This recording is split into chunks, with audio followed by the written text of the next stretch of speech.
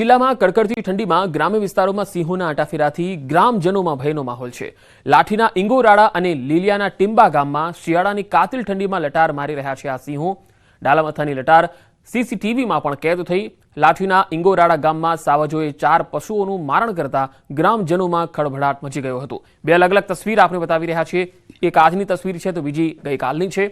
અમરેલીમાં છેક સોસાયટી સુધી ઘૂસ્યું સિંહોનું ટોળું. ખાંભાની આનંદ સોસાયટીમાં 4 સિંહ ઘૂસ્યા. આનંદ સોસાયટી વિસ્તારમાં હનુમાનજી મંદિર નજીક 4 સિંહોએ ગાયનું મારણ કર્યું. 2 સિંહણ અને 2 સિંહ બાળે ખાંભા શહેરમાં મારણ કરતા નજરે પડ્યા. શિકારની મેજબાની માણતા સિંહોનો વિડીયો સોશિયલ મીડિયામાં વાયરલ થયો. ખાંભાના ગ્રામજનોએ શહેરમાં જ સિંહ દર્શન કર્યા.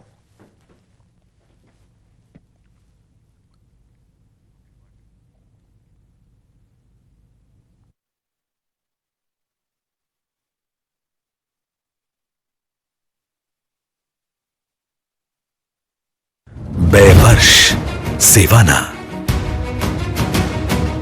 2 વર્ષ દૃઢ સંકલ્પના, 2 વર્ષ સમર્પણના. પરિણામ ઉત્તમથી સર્વોત્તમ તરફ સતત ગતિ કરતું આપણું ગુજરાત.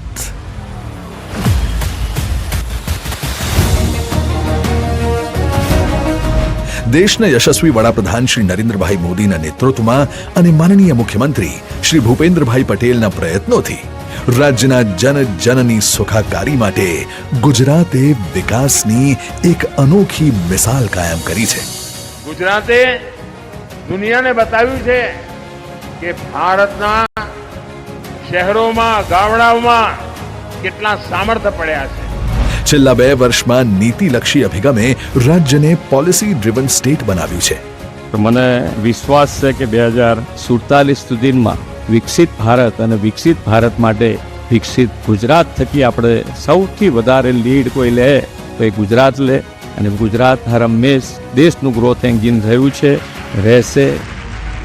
ગુજરાતમાં વાઇબ્રન્ટ ગુજરાત ગ્લોબલ સમિટ અને G20 મીટિંગોના સફળ આયોજનથી સરકારે દેશને બ્રાન્ડ ગુજરાતના દર્શન કરાવ્યા છે અને વિકસિત ગુજરાત એટ 2047 નો રોડ મેપ તૈયાર કરનારું પ્રથમ રાજ્ય બન્યું છે.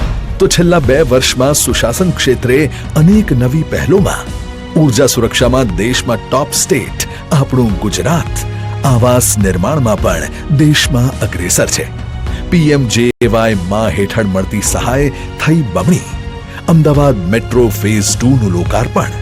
વાત સુરક્ષાની હોય કે પછી સંવેદનાની, ટીમ ગુજરાતે રાજ્યમાં સુશાસનથી સેવાનું ઉત્તમ ઉદાહરણ પૂરું પાડ્યું છે. ખેડૂતની ખુશહાલી બમણી કરવા રાજ્યના 76% ગામડાઓમાં ખેડૂતોને દિવસે વીજળી મળી છે અને રાજ્યના 56 લાખથી વધુ ખેડૂતોને ₹6,300 કરોડથી વધુ રકમની સહાય મળી છે. ખેડૂતોને મળતી કરોડોની વ્યાજ સહાય અને કૃષિ પેદાશોને મળતા ટેકાના ભાવે જગતના તાતની ખુશીઓ બમણી કરી છે. અને સાથે નારી સશક્તિકરણ માટે છેલ્લા 2 વર્ષમાં નમો લક્ષ્મી યોજનાથી દીકરીઓનું શિક્ષણ થયું સુનિશ્ચિત. નમો સરસ્વતી સાધના યોજના બની વિજ્ઞાન પ્રવાહના વિદ્યાર્થીઓનો વિશ્વાસ. નમો શ્રી યોજના થકી ગર્ભવતી મહિલાઓને મળી સહાય. નમો ડ્રોન દીદી યોજનાથી મહિલાઓ બની રહી છે આત્મનિર્ભર. તો છેલ્લા 2 વર્ષમાં ગરીબોને ગરિમાપૂર્ણ જીવન આપવા માટે કરોડો શ્રમિકોને ભોજન વિતરણ અને લાખો પરિવારોને અનાજ વિતરણ થયું છે. વનબંધુ કલ્યાણ યોજના અંતર્ગત છેલ્લા 2 વર્ષમાં 2500 કરોડથી વધુનો ખર્ચ કરવામાં આવ્યો છે. તો ગુજરાતના યુવાનો માટે પણ છેલ્લા 2 વર્ષ રહ્યા યુથફુલ, જેમાં યુવાનોને રોજગારી આપવામાં અને સ્ટાર્ટઅપ રેન્કિંગમાં આપણું ગુજરાત દેશમાં પ્રથમ રહ્યું છે. રાજ્યમાં 22 જિલ્લાઓમાં 24 રમત સંકુલ કાર્યરત છે અને દેશમાં સૌપ્રથમ સ્પોર્ટ્સ સ્ટાર્ટઅપ કોન્ક્લેવનું યજમાન બન્યું આપણું ગુજરાત. અને હા, ગુજરાત માટે છેલ્લા 2 વર્ષ ગૌરવવંતી સિદ્ધિઓના પણ રહ્યા, જે અંતર્ગત યુનેસ્કો દ્વારા ગુજરાતના ગરબાને અમૃત સાંસ્કૃતિક વારસો જાહેર કરવામાં આવ્યો. કચ્છના સ્મૃતિવન ભૂકંપ મેમોરિયલ મ્યુઝિયમને વિશ્વના 3 સૌથી સુંદર મ્યુઝિયમની યાદીમાં સ્થાન. ઇઝ ઓફ ડુઇંગ બિઝનેસ રેન્કિંગમાં ટોપ અચીવર સ્ટેટ અને રિન્યુએબલ એનર્જી ક્ષેત્રે હાઈએસ્ટ અચીવર સ્ટેટના એવોર્ડ્સથી સન્માનિત છે આપણું ગુજરાત.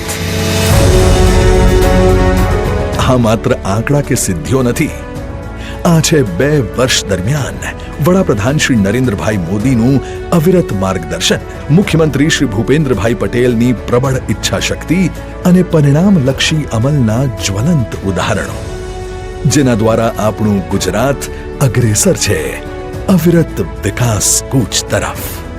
વિકસિત ભારત માટે કરીશું વિકસિત ગુજરાતનું નિર્માણ. જય જય ગરવી ગુજરાત.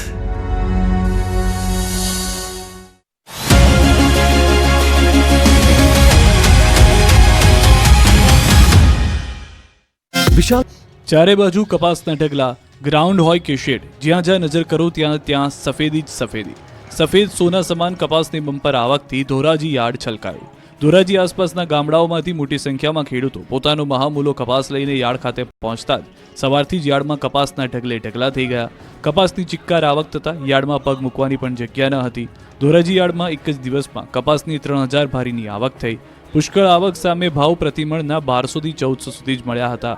ખેડૂતોને કપાસના ઓછા ભાવ મળતા ખેડૂતોને નારાજ થયા.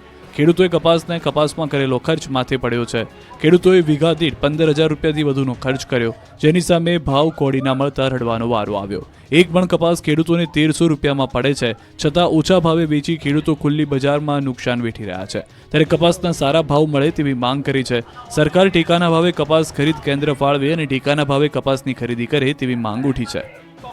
ઝાલાવાડની ધરા પર આવેલું લીલુંછમ આ ખેતર જામફળનું છે. આ ખેતરમાં જામફળની પ્રાકૃતિક ખેતી થાય છે. આ પંથકમાં કપાસ, તુવેર, મગફળી જેવા પાકોની પરંપરાગત ખેતી છોડી મગનભાઈ પરમારે બાગાયતી પાક તરીકે જામફળનું વાવેતર કર્યું.